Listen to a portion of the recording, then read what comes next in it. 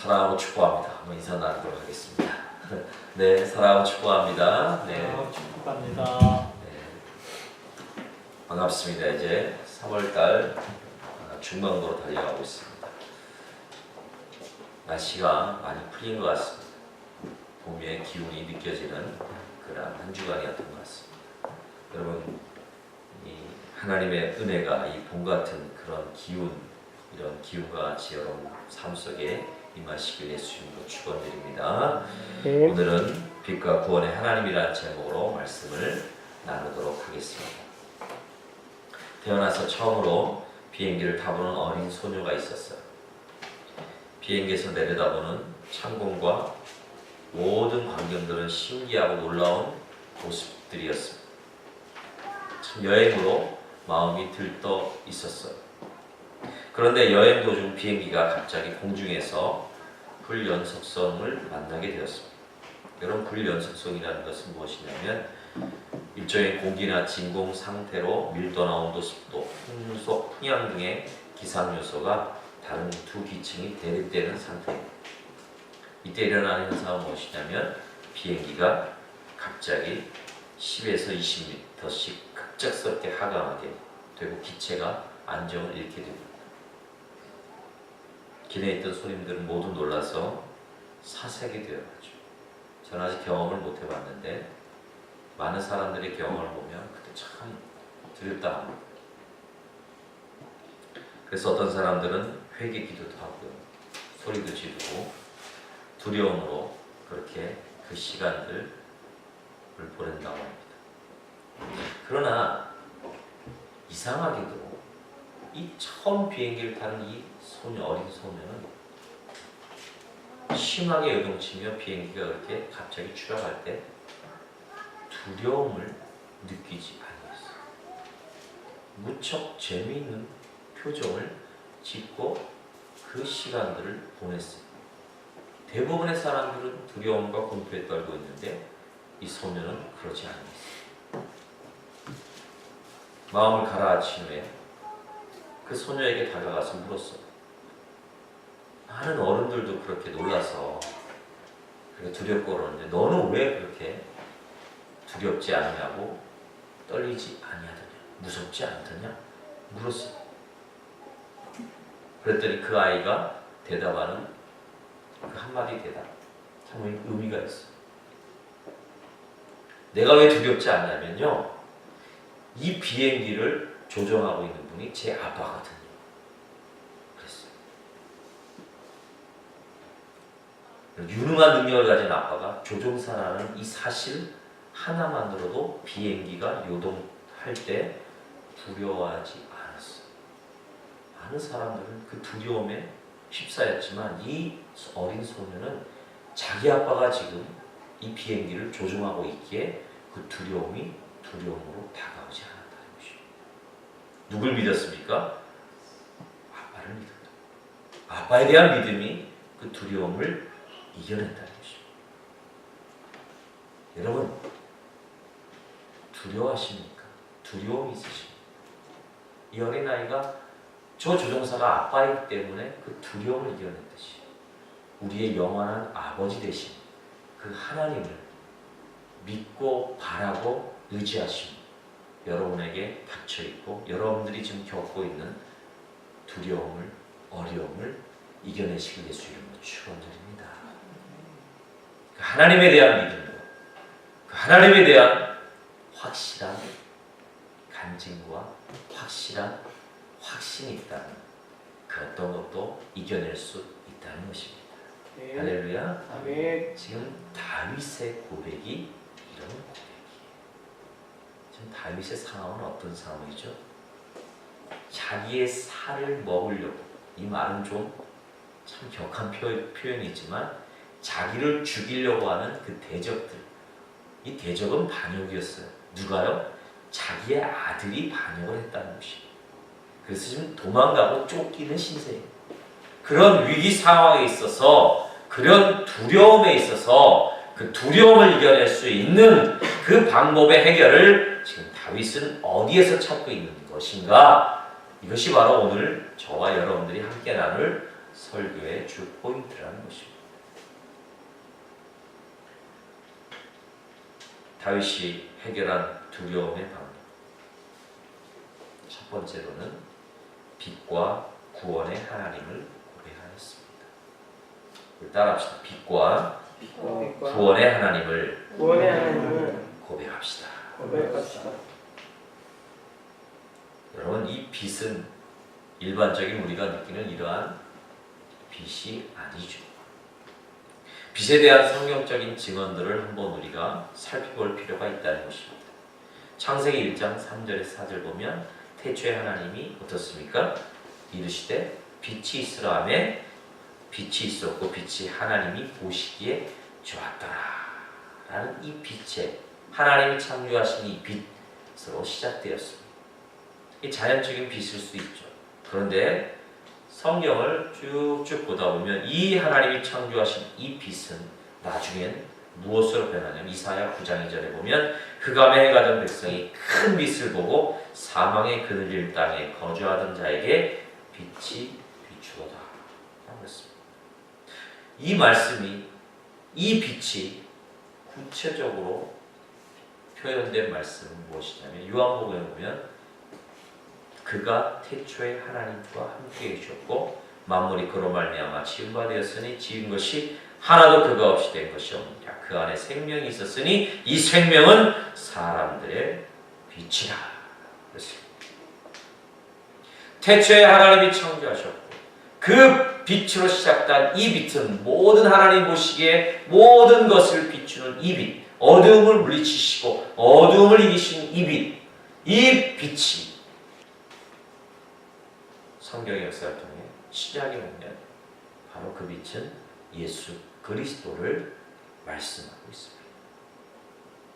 태초에 빛을 창조하셨을 그때에 하나님과 함께 하신 그 빛, 그 말씀이 곧 예수 그리스도시라. 이 빛은 모든 사람, 그늘 땅에, 사망의 그늘 땅에 거주하던 모든 자들에게 참 빛이 되는 그 예수 그리스도가 빛이라는 것입니다. 이 빛은 십자가의 죽으심으로 구원을 우리에게 베푸신 예수 그리스도라는 사실을 우리는 기억해야 된다는 것입니다. 이 빛은 요한복음 1장 1절에 보면 하나님과 함께 하시고 그가 하나님이신 예수 그리스도이심을 나타내는 것입니다. 다윗은 지금 자기를 죽이려고 자기 살을 먹으려고 하는 자들에게서 생명을 보존하며 승리하는 방법은 빛 되시고 구원이 되신 예수 그리스도밖에 없음을 고백하고 갈망하고 있다는 것입니다. 다윗은 지금 자기 스스로가 왕이 됨으로써 얻게 된 빛의 영광들은 아무 의미가 없음을 고백하고 있었어요. 여러분, 왕이 되면 빛나요. 그렇죠? 높은 곳에 올라가고 존경을 받고 영광을 받고 그래서 빛나는 위치에 올라갑니다. 그러나 지금 다윗이 고백한 이 빛은 내가 그렇게 왕이 됨으로써 받았던 참 그 빛이 아니라 나에게 있어서 내 생명을 보존하고 나에게 참 구원이 되시는 이 예수 그리스도에 대한 빛을 사모하고 있습니다. 여러분, 다윗이 얻었고 누렸던 높임은 한순간의 영광이었어요. 참 빛이 아니었다는 것이. 지금 다윗의 마음에 고뇌하고 있어. 내가 그렇게 높임을 받았고 내가 그렇게 영광을 받았던 그 빛된 모든 모습들이 아무것도 아니구나. 내가 진정 나의 삶에 있어서 내가 살고 내 생명이 보존되고 내가 그렇게 피곤치 아니하며 내가 그렇게 참 하나님 앞에 하나님의 사람으로 살아가는 참된 방법은 참된 빛이신 예수 그리스도 그분을 만나고 경험하고 확증하는 방법밖에 없구나 라는 사실을 깨달았다는 것입니다. 여러분, 다윗의 왕국은 한계가 있었죠. 우리의 모든 상황도 한계가 있습니다. 우리의 영광과 우리의 높음도 한계가 있습니다. 거기에서는 만족을 얻을 수가 없습니다. 그 만족은 한계성에 부딪히게 되어 있습니다. 우리의 조언과 우리의 부귀와 우리의 모든 영화가 한계에 부딪힐 수밖에 없다는 것입니다. 그러나 우리의 한계와 우리의 만족과 우리의 영광, 그 모든 것은 예수 그리스도를 만나고 확증할 때 그 참된 빛이 우리에게 임할 때 우리가 참된 만족과 참된 기쁨, 평강을 소유할 수 있음을 믿으시길 바라겠어요. 이 예수 그리스도밖에 우리에게 우리의 두려움과 우리의 고난과 우리의 모든 역경을 이겨내고 우리에게 생명을 주실 분이 없음을 믿으시길 바라겠습니다. 그랬을 때 다윗은 고백하지 않습니다. 그 빛 대신 예수 그리스도를 소유하고 확증할 때 다윗에게 다윗을 죽이려는 것들과 사람과 군대와 전쟁도 두렵지 않게 되었다는 것을 고백하고 있습니다. 여러분, 예수 그리스도를 진정 소유하시길 바라겠어요. 예수 그리스도를 확증하시길 바라겠어요. 참된 나에게 생명이요 평강이 되심을 여러분의 삶 가운데 그렇게 드러내시고 확증하시길 바라겠습니다. 그러면 두려움이 사라져요. 나를 헤아려 하는 모든 것들로부터 내가 이길 수 있고 그것을 그렇게 완강히 승리할 수 있는 비결이 예수 그리스도이심을 고백하시길 바라겠습니다. 우리 때로는요, 예수 그리스도임을 알면서도 그 예수 그리스도를 찾지 아니하고 갈망하지 않습니다. 여기에 문제가 있는 것입니다. 빛된 예수 그리스도를 확증하시길 바라겠어요. 여러분의 삶에 예수 그리스도가 누구이심을 확실히 여러분의 삶 가운데 고백하시고 그 하나님, 그 예수 앞에 찬양으로 그렇게 영광의 고백을 드리시길 바라겠어요. 이게 그리스도인의 삶입니다. 이게 다윗이 찾았던 진정한 영원한 생명, 영원한 기쁨, 영원한 하나님 앞에 능력임을 발견했다는 것입니다. 이 예수 그리스도를 확증하고 고백하고 발견하시는 다윗과 같은 신앙의 사람 되시길 예수 이름으로 축원드립니다. 그럼 이런 예수를 어떻게 우리는 확증하고 누릴 수 있을까? 다윗은 그런 예수 그리스도, 그런 참된 빛되고 구원 되신 그 참된 예수 그리스도를 어떻게 누렸고 어떻게 확증했을까? 오늘 성경 말씀을 통해 두 가지를 살펴보고요. 합니다. 첫 번째로는 여호와의 전에 거하는 것이었습니다. 여호와의 전에 그렇게 다윗은 거하기를 원했고 그 안에 은혜를 나누기를 원했고 그렇게 여호와의 성전에 거하며 주님과 기도하고 아뢰는 것을 원했다는 것입니다. 내가 요청하는 것이 있었어요. 그것은 내가 산 날 동안 여호와의 은혜를 바라보고 여호와의 전에 드나들며 여호와의 집에 거하는 것이다. 다윗이 그 참된 빛 대신 예수 그리스도를 확증하는 방법이 이거였어요. 여호와의 전에 거하라. 여호와의 전에 거하시길 예수 이름으로 축원드립니다. 근데 여호와의 전에 거한다라는 말씀의 의미를 우리는 좀 다른 것이 아니라 확대해서 해석할 필요가 있어요. 어떤 분들은 그렇죠. 집에 있지도 아니하고 직장도 안 나가고 항상 교회에 거하라. 그런 의미일까요? 물론 그런 의미도 있겠지만 더 깊은 확대적인 의미는 우리가 살펴볼 필요가 있습니다. 이 말씀을 27장 4절 말씀을 우리가 한번 다른 성경의 버전을 통해 살펴볼 필요가 있습니다. 여러분 킹 제임스 버전에는 이렇게 되어 있어요. 생의 모든 날 동안 주의 집에 거하며 주의 아름다움을 바라보는 것과 성전에서 아뢰는 것이라 하십니다. 또 현대인의 성경을 보면 더 쉬운 말이죠. 주의 아름다움을 바라보고 그를 묵상하는 것. 이게 바로 성전에 거한다는 의미입니다.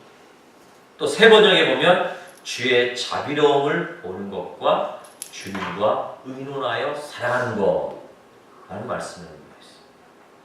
그러니까 주의 전에 거한다는 말씀은요, 이 다윗의 고백은요, 성전에 거하고 살아가는 것 그 의미보다는 무엇일까요? 주님과의 이 관계성을 더욱 강조하고 있는 말씀의 내용이라는 것입니다. 이해되십니까? 성전에 거한다는 것은 성전에서 먹고 자고 이 의미보다는 그 성전에 계시고 그 성전과 늘 함께 하시는 성전이신 그 예수 그리스도를 바라보는 것이, 예수 그리스도를 누리는 것이에요. 그 예수 그리스도와 의논하는 것이에요. 예수 그리스도의 아름다움을 발견하고 고백하는 것이라는 것이에요.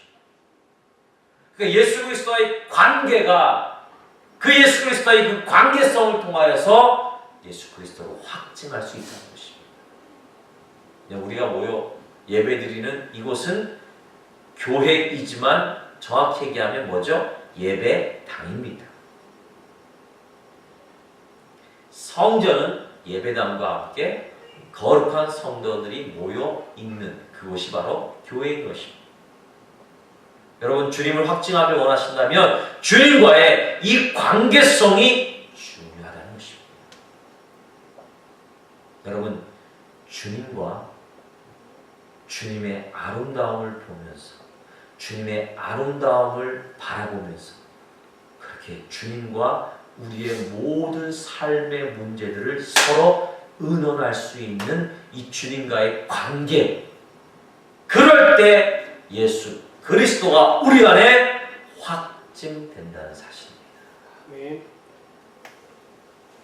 여러분, 예수 그리스도의 주님의 아름다움을 경험하시길 바라겠어요. 유독히 다윗은 성전 안에 거하며 무엇을 바라보기를 원했냐면 그 주님의 아름다움을 바라보기를 원했어요.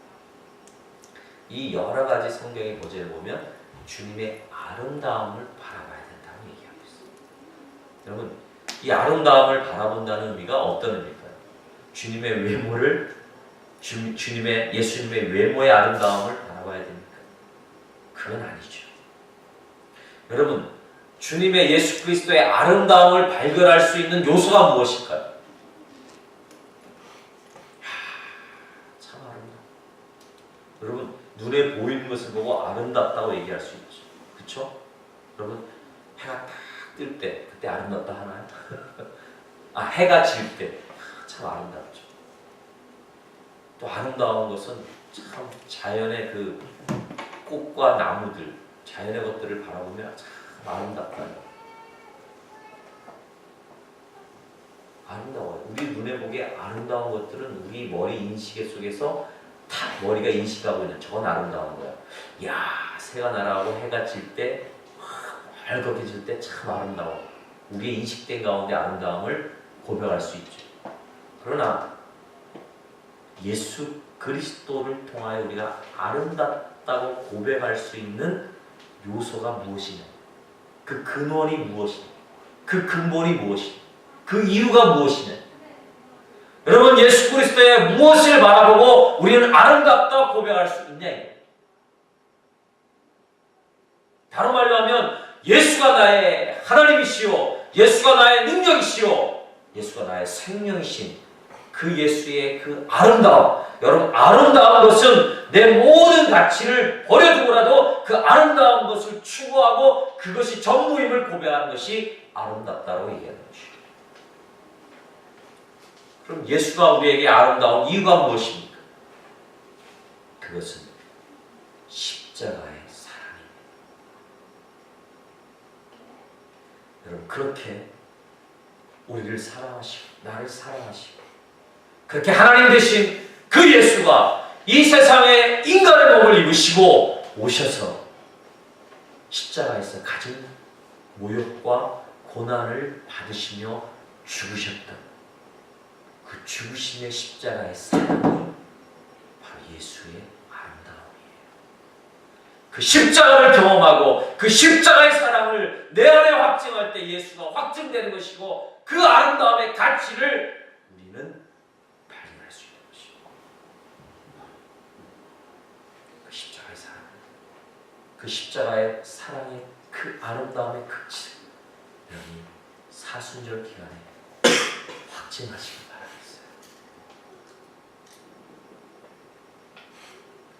다른 물질에 대한 아름다움, 다른 명예에 대한 아름다움, 세상에서 가장 가치 있다고 보는 아름다움의 가치들보다 예수 십자가의 사랑의 가치는 더욱 뛰어납니다.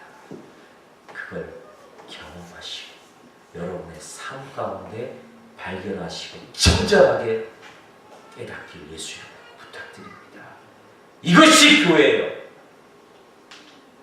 이것이 예수로 사는 사람입니다. 이것이 그리스도인입니다.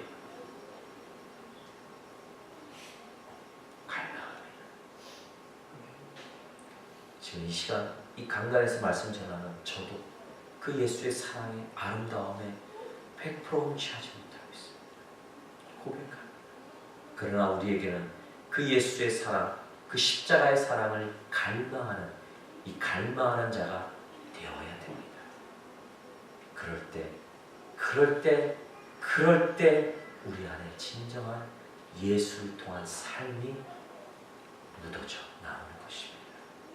이러한 삶의 한 사람이 그 한 세 사람이 여러분이 되길 예수 이름으로 부탁을 드립니다. 그래야 교회가 사는 것이, 그래야 이 땅이 사는 것입니다. 그래야 한국이 사는 것입니다. 그래야 온 세계가 사는 것입니다. 그 출발이 여러분 나임을 기억하시기 바라겠어요. 어떤 나요?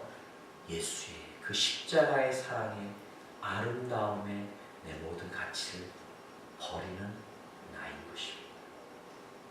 그런 하나님의 사람 되기를 예수 이름으로 축원드립니다. 여러분들의 무기가 무엇일까요? 여러분들이 하나님 앞에 세상을 향하여 그렇게 세상을 이기고 그렇게 세상이 주는 두려움과 고통과 그 아픔을 이길 수 있는 무기가 무엇일까요? 말씀입니다. 말씀이지만 더 구체적으로 말하면 주님과의 친밀함입니다.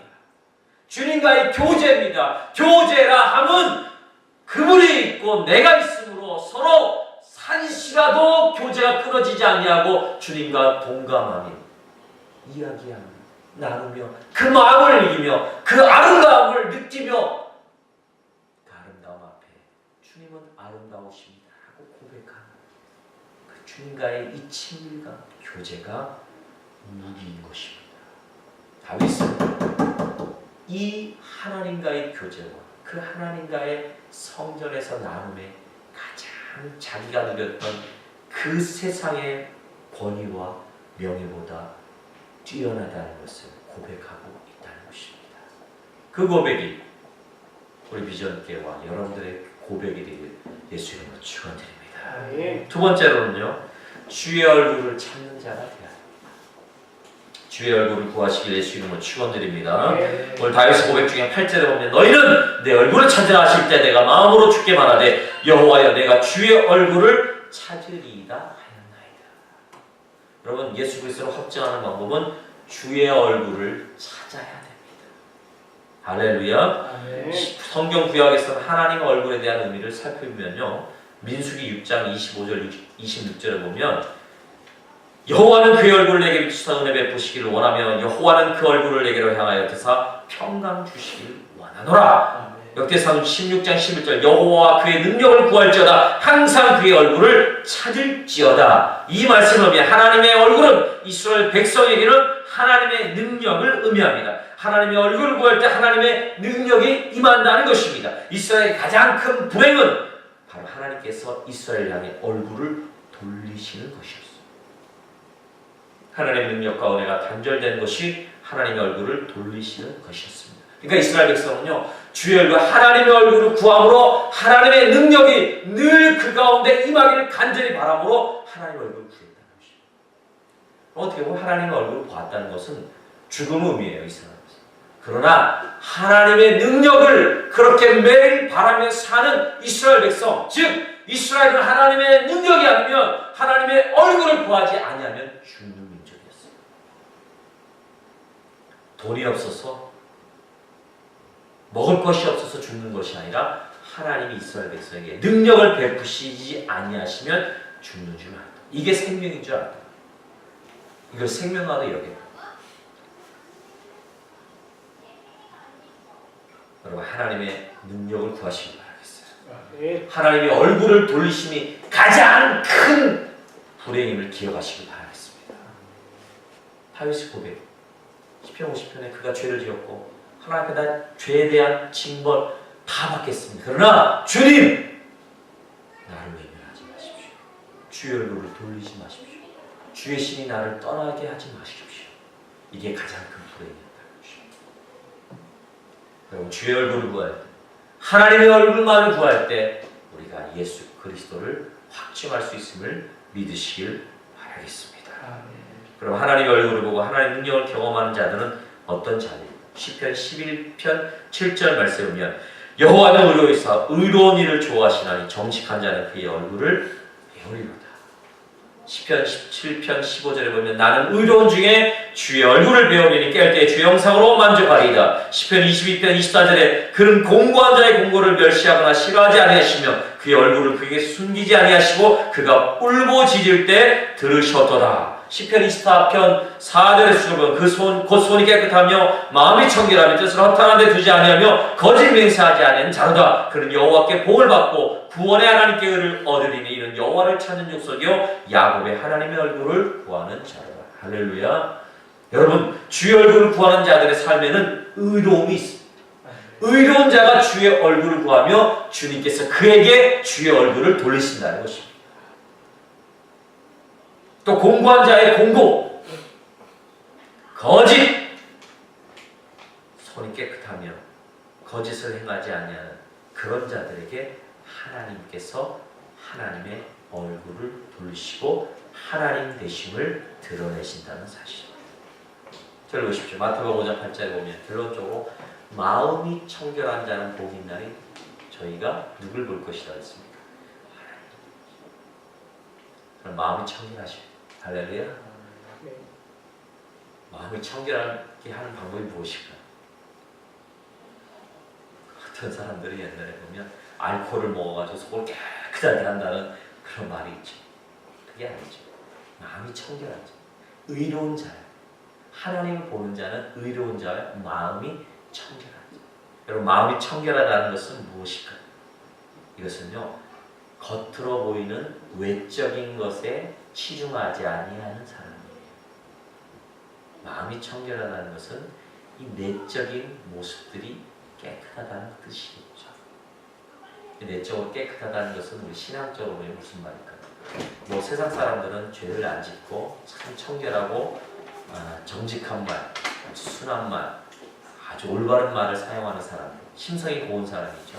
그런 사람들이 마음이 청결한 것이 아니라 성경적인 의미를 보면 두 마음을 품지 아니하는 사람, 두 주인을 섬기지 아니하는 사람. 여러분, 어떤 주인을 섬기길 원하십니까? 우리의 주인은 예수 그리스도밖에 없습니다. 그 예수 그리스도만, 그 한 주인만 섬기는 그 신앙의 온전한 노력과 열정, 이게 바로 마음이 청결한 자. 그런 자는 누굴 볼 것이다?